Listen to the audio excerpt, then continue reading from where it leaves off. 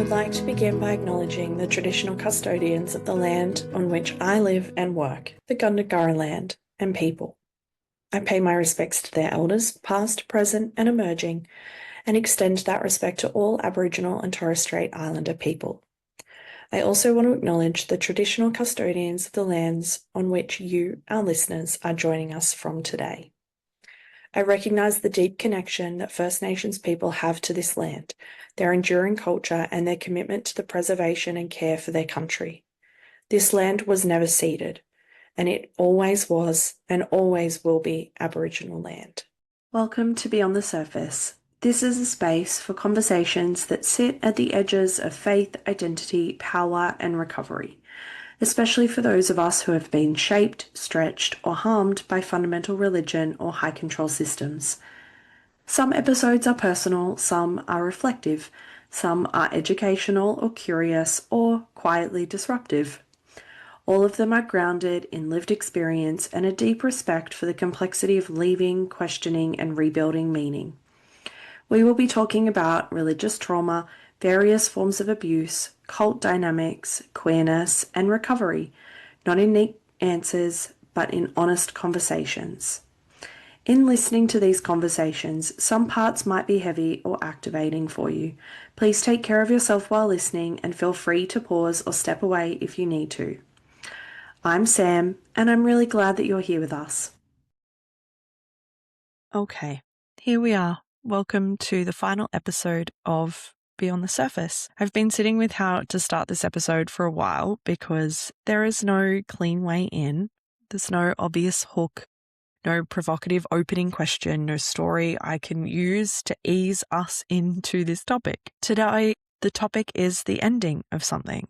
And I think the only honest way to begin is to say that directly. So this will be the final episode of Beyond the Surface. And before I say anything else, I want to say this. Thank you. Not at the end, not as just the sign-off line, but here at the very beginning where I think it belongs. Because the thank you is the thing that I most want you to carry from this episode.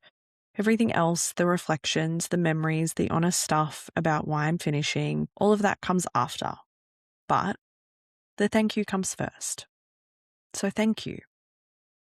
Now, let's talk about what this has been. I started Beyond the Surface thinking that maybe a small number of people would listen. And I mean small. I had no expectations of scale, no vision board with download numbers on it, no plan for what it would become. I resisted doing it for so long, but I just knew that these conversations needed to happen, that there were people out there carrying things that didn't have enough language around them, and that if I created a space for those conversations, then someone, somewhere, might find it useful. What I didn't fully anticipate was how much it would do for me, how much every single episode would give back, how much the act of showing up week after week, of listening, of being curious, of sitting with people in the middle of their hardest stories, not as a therapist, but just as someone who is in it with them, would shape me as a person and also as a practitioner. I came into this thinking I was creating something for an audience. I ended it knowing that it was creating something in me too. I also want to name something practical before I go anywhere else, because it doesn't get said enough and it needs to be said in the final episode, if nowhere else. This show would not have happened without Chrissy. She's edited every single episode. Some of them she's edited twice because I decided to randomly branch out to YouTube. So every recording that went out into the world went out because Chrissy sat with it too, worked on it, made it listenable. That is an enormous amount of labor, and it was given with so much generosity. I know how to talk. I've grown up with people telling me I could talk with marbles in my mouth. What I do not know is how to edit audio and video, nor do I have a single ounce of fucking patience to do so, even if I wanted to learn. My ADHD is good as a host. It is not good as an editor. And so Chrissy is the reason that those things were never a problem. Okay, Moving into some reflections, I want to talk about why I started with the person that I did, which is Joy Vetterline, because that wasn't an accident. And I think it says something about what I wanted this show to be from the very beginning. Joy was pivotal for me in my own deconstruction. Before we ever recorded together, before Beyond the Surface even existed as a thought, Joy had already been part of how I had started to understand and name my own experience of high control religion. And so when it came to launching the show, and when she said yes, there was genuinely nobody else that I wanted to start with. It had to be her, not because it was a strategic choice or because she had the biggest platform, but just because she was the right person for me. Because the show was always going to be personal. It was always going to be rooted in real relationship and real experience. And starting with Joy was a way of saying that from episode 1. What I didn't know was that she would give me and so many people a phrase that I still use today and that I still talk about with people today, 2.5 years later. If you've listened to Joy's episode, you'll probably know what I'm talking about. She described what it feels like to be inside high control religion as frantic thinking, the way even simple decisions become loaded. Which grocery store do I go to? Because what if I run into someone that I could tell about Jesus?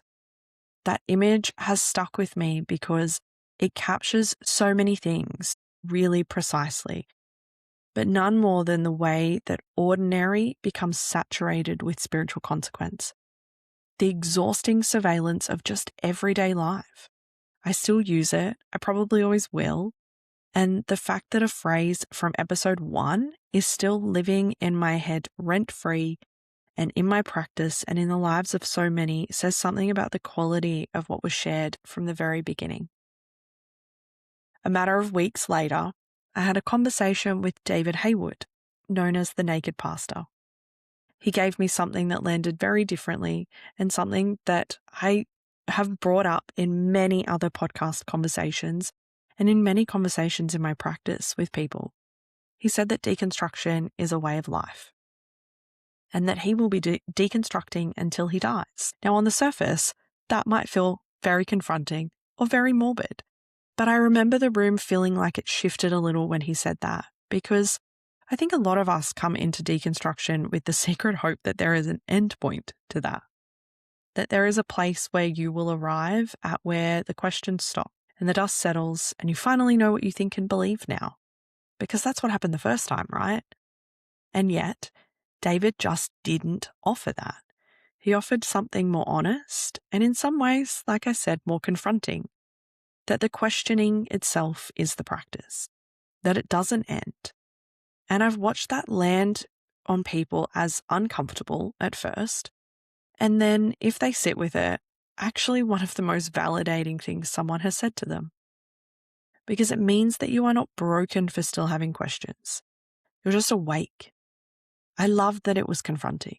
The best things usually are. The early episodes set a tone, and I am very, very glad that they did. They said this show is going to be honest. It's going to be personal. It's going to go to places that are uncomfortable. And it's going to do all of that without losing the warmth. And knowing me as a host without losing the humor. That was the intention from day one. And I think we've held that.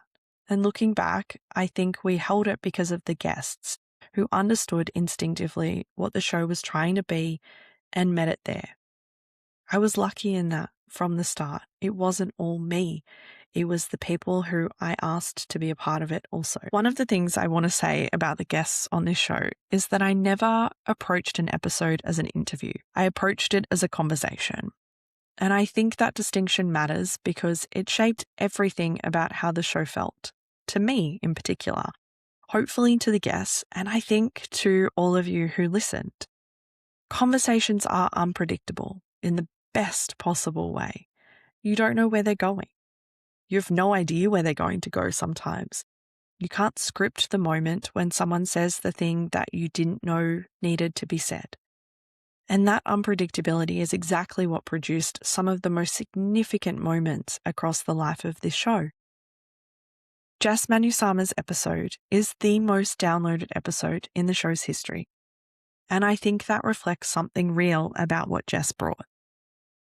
The specific nature of her story, the way she told it, the places it went, it wasn't perfectly curated. It wasn't perfectly polished, but it was real.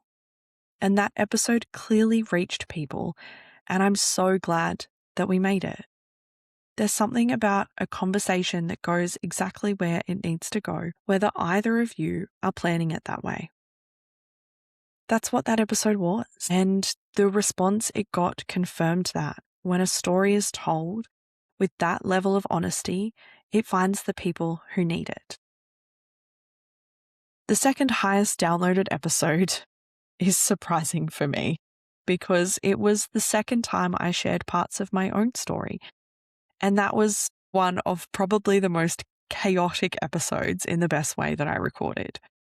Matt Glover interviewed me, which meant swapping roles, which, as you might all know, it is not my favorite thing to do. But there is something deeply uncomfortable about being on the receiving end of a microphone when you're usually the one holding it. And Matt had insider knowledge here. He knew where to push. He knew the pointed questions, and he wasn't going to let me get away with the polished version, which is exactly why I hoped that it would go well, even while every part of me that likes to be in control of a conversation mildly uncomfortable. The result was one of hopefully the most honest things that I've put out under this podcast. And the fact that it landed the way that it did, that people found something in my story that resonated with their own, is something I still feel the weight of, but in a really beautiful, generous, and hopeful way.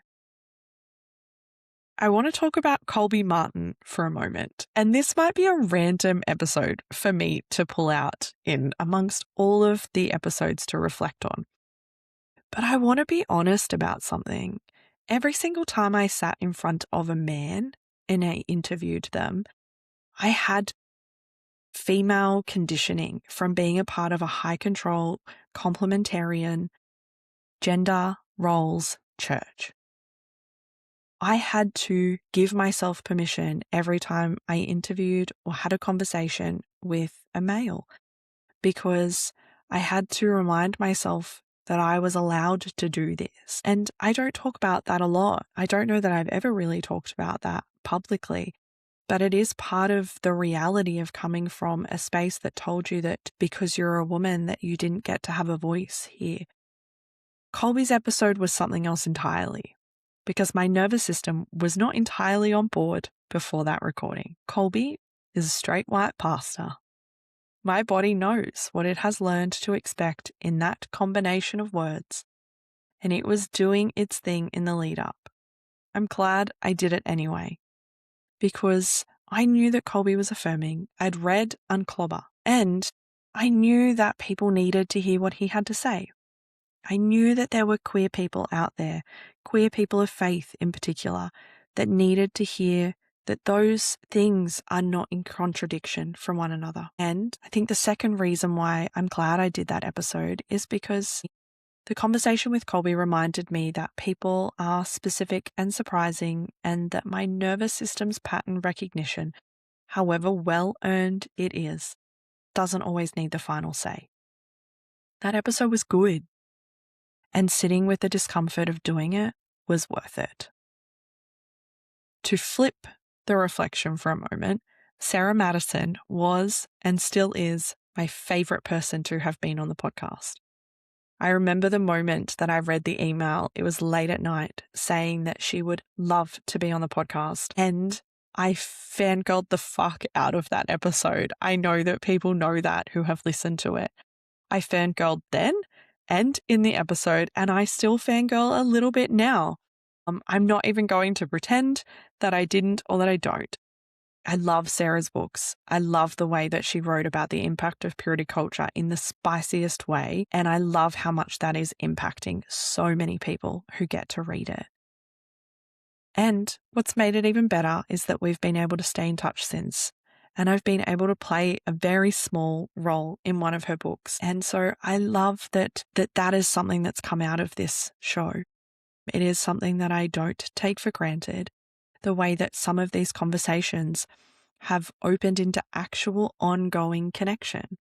Sarah is fabulous, and that is the most accurate thing that I can say. I'm flipping around in tone quite a bit because I want to name Cheryl Bortenheimer's episode specifically, because it was one of the only times I think across the entire run of this show that I found myself getting emotional mid-recording.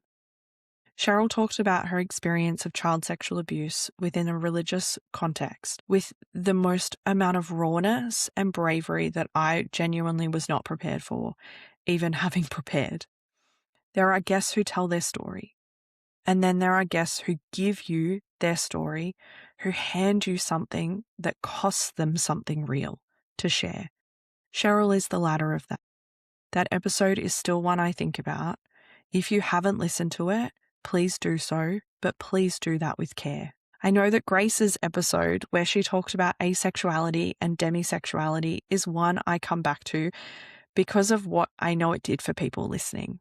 The messages that I got after that episode from people who said they finally had language for something that they had been trying to describe for years without knowing the words exactly or knowing that the words existed.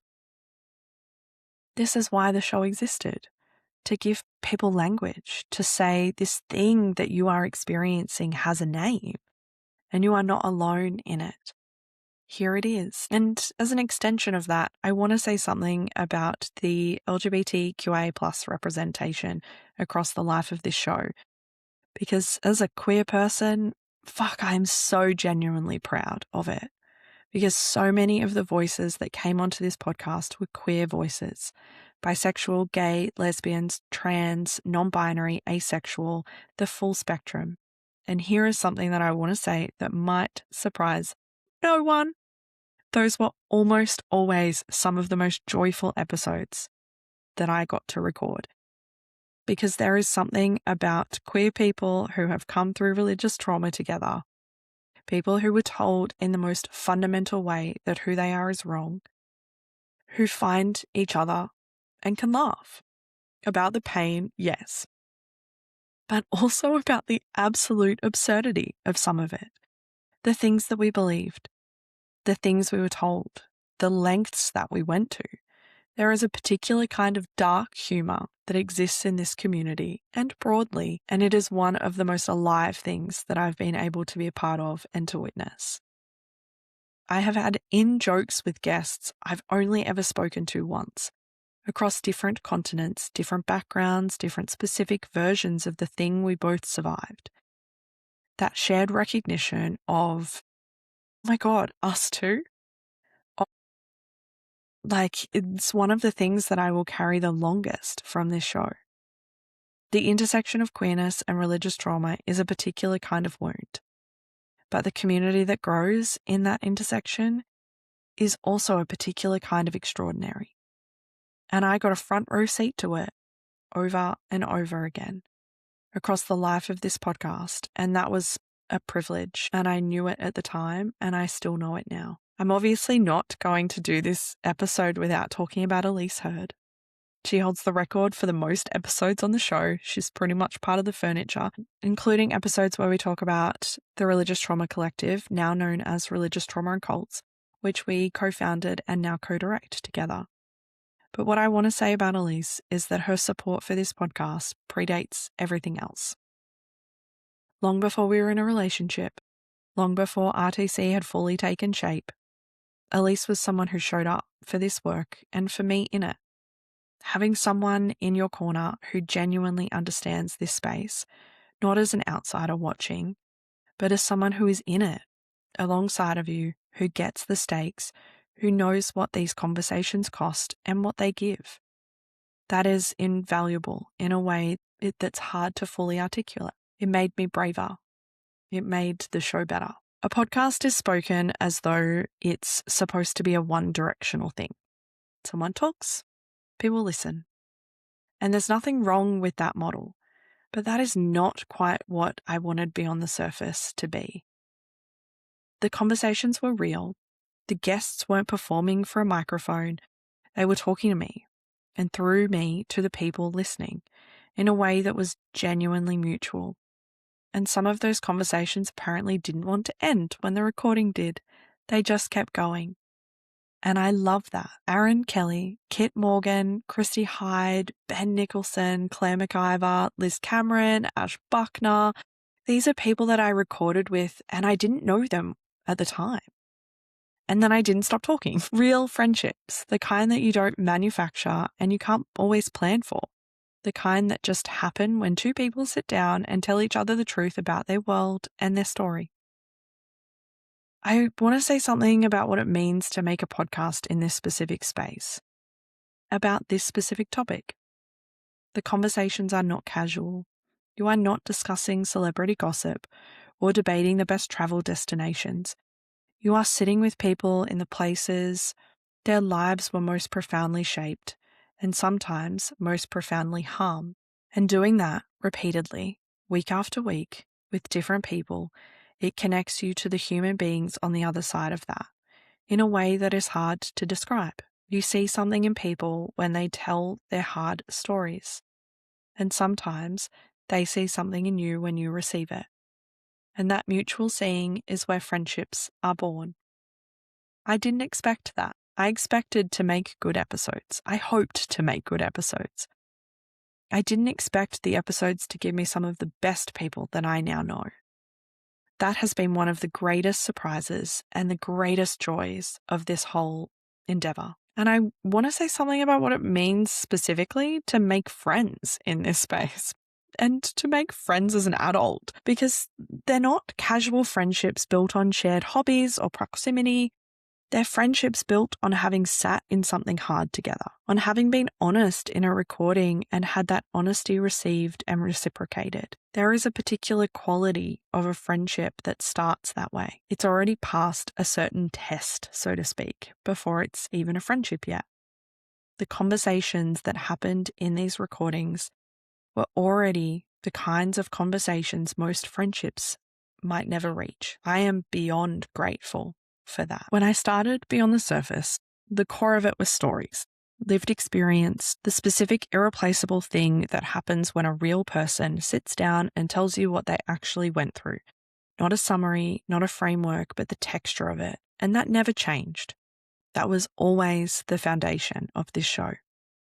But one of the things that I'm really proud of is that the show grew beyond that in some ways, but without losing it. We went into territory that was more educational without it ever becoming a lecture or losing the human center. We talked about cognitive dissonance, purity culture, cult dynamics, deconstructing monogamy, and dissociative identities. These are just some of the topics that required care and a real understanding of the landscape. I loved getting to go there. I loved being able to say, here is something that might give you a framework for understanding your own experience. Here is some language. Here is the mechanism underneath the thing that you felt but couldn't explain. The Wicked episode is a good example of this, and it's one I'll always be really proud of because of what it did for people. A deep dive into a piece of pop culture through the lens of religious trauma and high control dynamics. The messages I got after that episode, including from people who listened, having never seen the film, saying that the episode made them go and watch it immediately. Honestly, that is some of the highest praise I've had for this show because it meant the episode worked on its own terms, not just as a commentary for people who already knew the movie and the subtext, but also because everyone knows how much I love Wicked. I don't think that's a secret now. And so for people to love the episode as well, that feels like icing on the cake for me. I'm also really glad that I was able to explore a range of traditions and systems represented across the show. Religious trauma is not one thing. It's not one denomination, one country, one presentation. We had Jehovah's Witness and Mormons, Catholics, the Exclusive Brethren, charismatic evangelicals and fundamentalists, and cultic communities that supposedly have no name like the 2x2s. We had those from spiritual cults and some from the little church down the road. We had Brandy Hadfield from an MLM, and we had Sammy as an ex-Muslim just last week. We had people who were born into these systems and people who were recruited. We had people whose harm was primarily theological and people whose harm was also physical, financial, relational. We had people who still hold some form of faith and people who have left entirely and people who are somewhere in the middle and don't know yet. I really wanted Beyond the Surface to hold as much of that range as possible, to not collapse it into one story. And I really hope that we did that. I want to talk about why I'm finishing, and I want to do it honestly because I think you deserve that. And because anything less would feel a little inconsistent with what this show has always tried to be. I live with a lot of chronic pain and chronic fatigue. And it has made continuing this show just unsustainable in a way that doesn't really feel like my choice, honestly, which is the hardest thing about it. The stopping doesn't feel like something I decided. It feels like something my body decided for me. And there is a grief in that which I'm still sitting with. I want to say something about that though, because I think this is relevant to a lot of people in this community specifically. There is a well-documented connection between a history of trauma, including religious trauma, and chronic illness and chronic pain. Body keeps the score, as the saying goes. And for survivors of high control religion who spent years in survival mode, who ran on adrenaline and hypervigilance, and that particular driven energy that comes from having to justify your experience within a system, that toll shows up, often later, and more often in the body. And there is something specific about the religious trauma survivors' drive that I think needs to be noticed. The way we keep going, the way the compulsion to help, to create, to be useful, to make meaning out of what happened can sometimes override the signals that the body is sending. The way that rest can feel like failure when you were raised in a system that equated your worth with your productivity and your compliance and your contribution. That is not a personal failing. That's installed programming running in a body that needs something different. I know that pattern in myself. I've known it for a while, and the body finally made it undeniable. The reason the stopping doesn't feel like mine is that I had more to give. I had episodes that I wanted to make, conversations that I wanted to have, topics that I wasn't done with. And I'm choosing not to make a long list of what I didn't get to because I don't think that serves anybody. What I will say is that the show is ending while there was still more in it, and that is genuinely hard to sit with. What I've had to come back to over and over is this. The show existed. It is not diminished by its ending. The episodes are still here. The conversations are still alive. The language and the permission and the hope that people find in them. I hope that doesn't go away because we're not making new ones. This isn't unfinished. It's complete. Even if it's complete earlier than maybe I would have chosen. And I want to be clear about something. I'm also not going anywhere. The podcast is ending, but I'm still doing this work. I'm still doing the client work. I'm still building trainings and resources. And RTC is not only continuing, but growing. Elise and I are still at it every day together. We're developing resources for practitioners who work with cultic trauma survivors. We're building out support structures for the community. We're focused on making sure that the gap that existed when I first started this work, the gap that made me want to start a podcast in the first place, continues to get smaller and smaller and smaller. I want to talk a little bit about some of the things that I learned throughout Beyond the Surface. I learned that people are braver than they know. Every single guest who sat down with me and told their story, knowing it would be heard by strangers, knowing the people they were talking about might hear it, knowing their voice would be out there in the world, attached to the most vulnerable and difficult parts of their experience, was doing something brave. The courage of coming on this podcast and being honest about your experience in a public way is not a small thing. It is a generous thing. And every person who did it gave something real to people they will never meet. I hope they know that. I learned that language matters more than almost anything else in recovery. The messages that I got most often from listeners were some version of, I finally have words for this. I didn't know how to explain it before, and now I do. That tells me something about what the deepest need is for people coming out of these environments. It's not always a roadmap. It's not always a list of steps. It's often just the right words in the right order that suddenly make something you've been carrying feel nameable. Nameable things are workable things. That's why this show mattered. Not because it had all the answers, because it didn't, but because it kept handing people language. I learned that permission is a gift. So many people told me that listening gave them permission to be angry, to grieve, to question, to leave, to stay, to feel whatever they felt without pathologizing it. I didn't fully understand when I started how many people were waiting for someone to just say, you know what, that's allowed. You're allowed to feel that. Your experience is real. You don't have to resolve it on anyone else's timeline, but I get to know it now, and I'll carry it into every other thing that I do.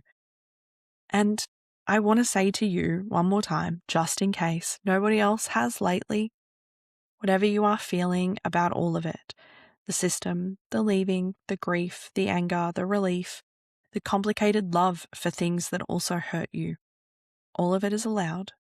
All of it counts. None of it needs to be tidied up before it is valid. I learned that connection that forms around honest conversation is unlike anything else. What grew around this podcast, the messages, RTC, the people who found each other through shared episodes, that was never something that I planned. It grew because the conversations were real, and real conversations draw real people toward each other.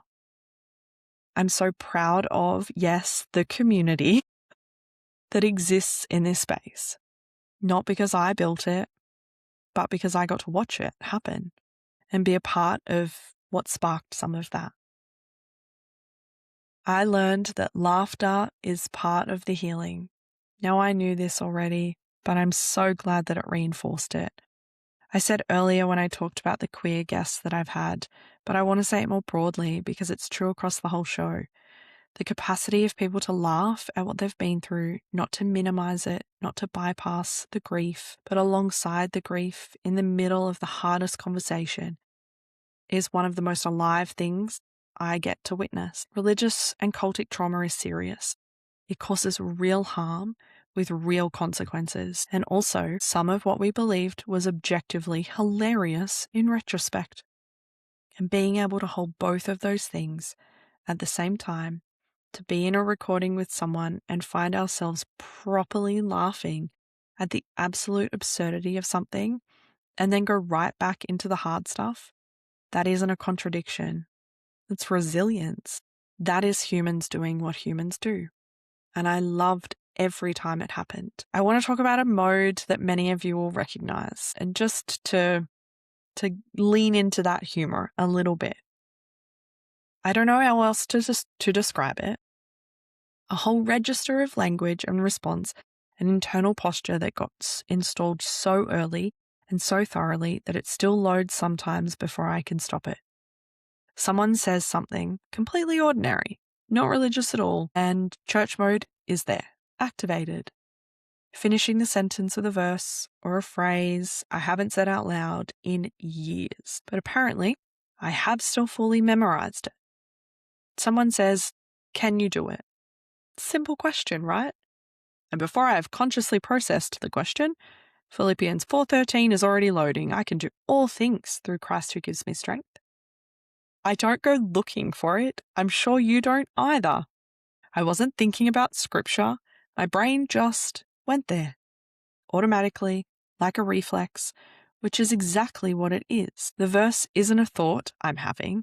It's a response that fires before thought gets a look in. How about be still? Someone says it to me.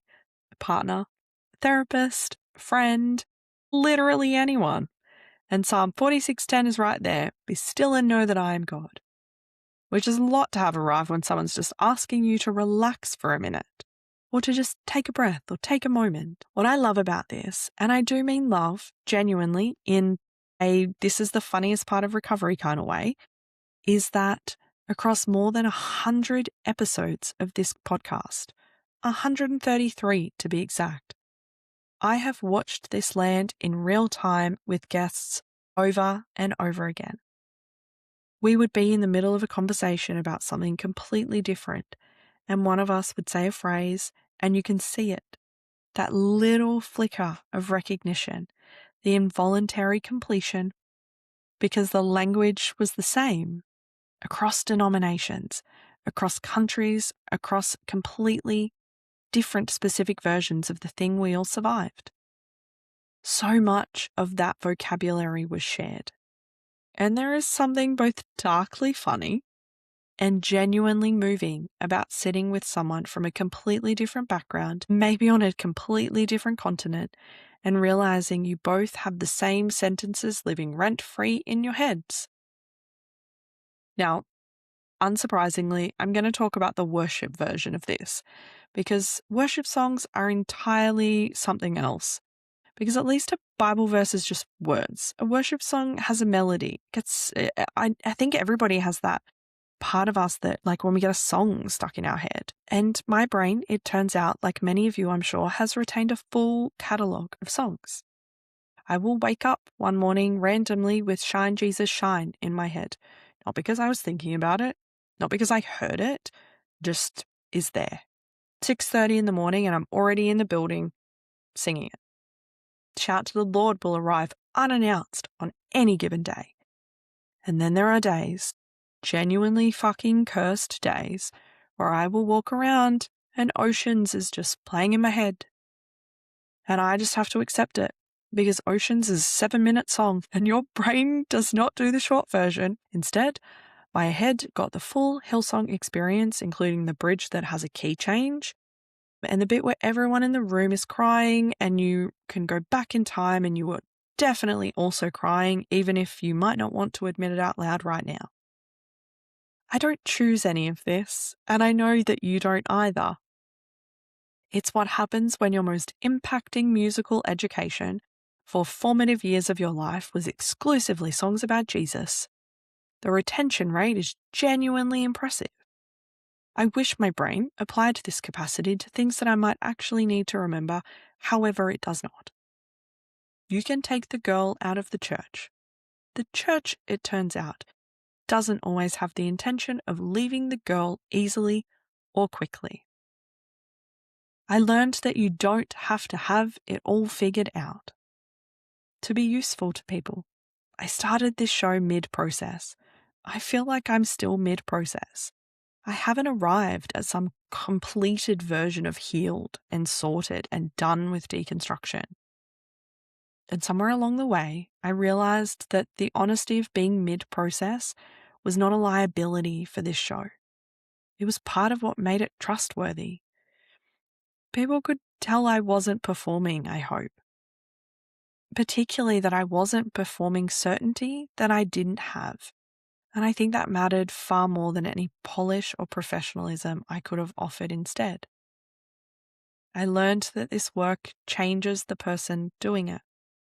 I am not the same person who launched episode 1. Not dramatically different. I'm still me, still the same human with the same core things. But the accumulation of these conversations has shaped me. The way I think about trauma, the way I think about community, the way I think about what people need when they're in the middle of something hard, the way I think about my own history. All of it has been quietly worked on by this show across the time we made it. That's not something I anticipated, but it is one of the things that I feel most grateful for. I learned that grief and gratitude can coexist in a way that I didn't know before. That you can be genuinely glad something existed and genuinely sad it's ending at the same time. That those two things don't cancel each other out. They just both get to be true. This show is ending, and I'm grateful that it existed. And I am sad it's over, and I am proud of what it was. All of that at once, which ironically I suppose is very on brand for a religious trauma podcast to end on. I want to end by talking to you. Not the general you, the specific you. The one who found this show and kept coming back. The one who waited for the next episode. The one who sent a message that said this gave me language, or this made me feel less alone, or I listened to this in my car and I had to sit in the driveway for 10 minutes after because I needed a minute. The one who shared an episode with someone they love because they didn't have the words themselves and hoped the episode might do it for them. The one who is still in the middle of it, still working things out, still somewhere in the long and non-linear process of figuring out who you are outside the system that told you who to be. I started this show thinking no one would listen, or at least a very small number of people would. And the size of this audience, which was never huge and never the point, still surprises me every time. Because every single person who listened was a choice. You could have been doing something else. You chose to spend time in this space, week after week, episode after episode, you showed up. And I am so grateful for that in a way that I don't quite have words for. You were the reason I created this, not in the abstract, but in the specific sense that every episode was made thinking about you, the person who needed the language, the person who needed the permission, the person who needed to hear someone say their experience out loud without flinching. I hope we gave you that. I hope somewhere in the 133 episodes of this show, there was at least one moment where you felt genuinely seen. The thing I heard most from people across the life of this show was some version of, I finally have the words for this, or I didn't know I was allowed to feel that, or I thought I was the only one. And I want to say something about those messages because they're the whole point. Not the downloads, not the guest list, not any of the external markers of what a successful podcast is supposed to look like. The person who wrote to tell me that Grace's episode gave them language for their own experience of asexuality that they'd been searching for years. The person who said the Wicked episode made them go and watch the film and then listen again. The person who said mine and Elisa's shit talking about Easter allowed them to laugh for the first time in years. The person who told me Linda Pesavento's episode helped them explore their own experience of parenting a trans kid. Those messages are what this was for. There is something I want to say specifically to those of you who are still early in your deconstruction or recovery, who maybe found this show because you were looking for something and you weren't quite sure what, who are in the part where everything feels loose and nothing feels solid and you're not sure who you are outside the framework you were given. I know that place. I've been in it. And I want you to know that the looseness doesn't last forever. Not because you'll go back to certainty, because you probably won't. And honestly, good. Certainty was part of the problem. But because over time, you find solid ground again. Different ground that's actually yours. And it holds better than the old guide did because you chose it rather than it being chosen for you. Keep going. Be patient with yourself. Find your people, get the right support, and trust that the discomfort of the in-between is not a sign that something has gone wrong. It is a sign that something is changing. And that is allowed, remember? I want to say what I always say at the end, because I mean it now as much as I ever have, and probably more. Your story matters. It always has. Whatever you went through, however long ago, however complicated, however unresolved, it matters. You matter. The fact that you found your way to a podcast about religious trauma and high control groups, and you kept listening, that tells me something about who you are. You're someone who is trying to understand, someone who is doing the work of reckoning honestly with what happened to you or with what happened to someone you love. That is not nothing. That is hard and it is brave, and I am honored to have been any small part of it. And if you are someone who has never told your story, who has been carrying it alone, who hasn't found the words yet, who isn't sure it counts, or if it's bad enough or is the right kind of experience to deserve the name, I want to say it counts.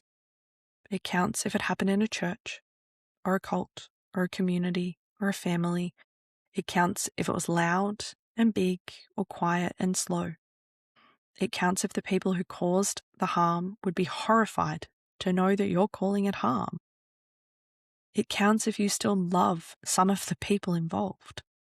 It counts if you're not sure what you believe anymore. Whatever version of this you're carrying, it counts, and there are people here for you. You don't have to figure it out alone.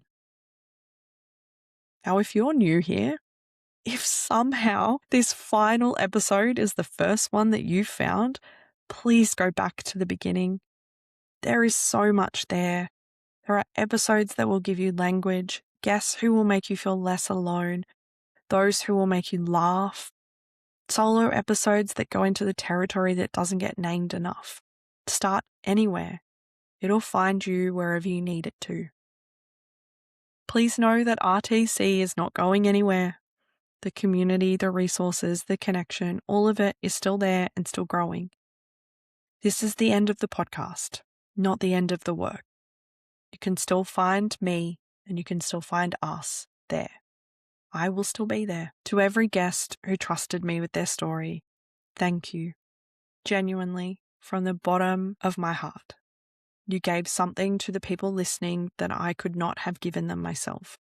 What you shared mattered. It still matters. It will keep mattering to the people who find these episodes long after today.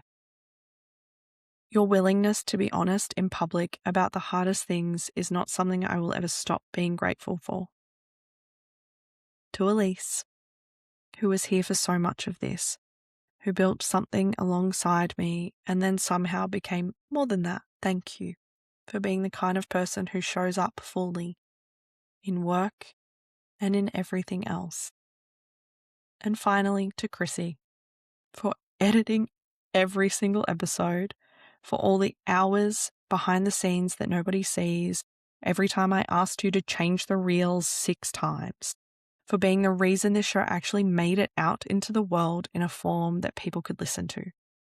This was always yours too. This has been Beyond the Surface. It has been one of the greatest privileges of my life to make it. Take care of yourselves, take care of each other. And remember, your story matters always.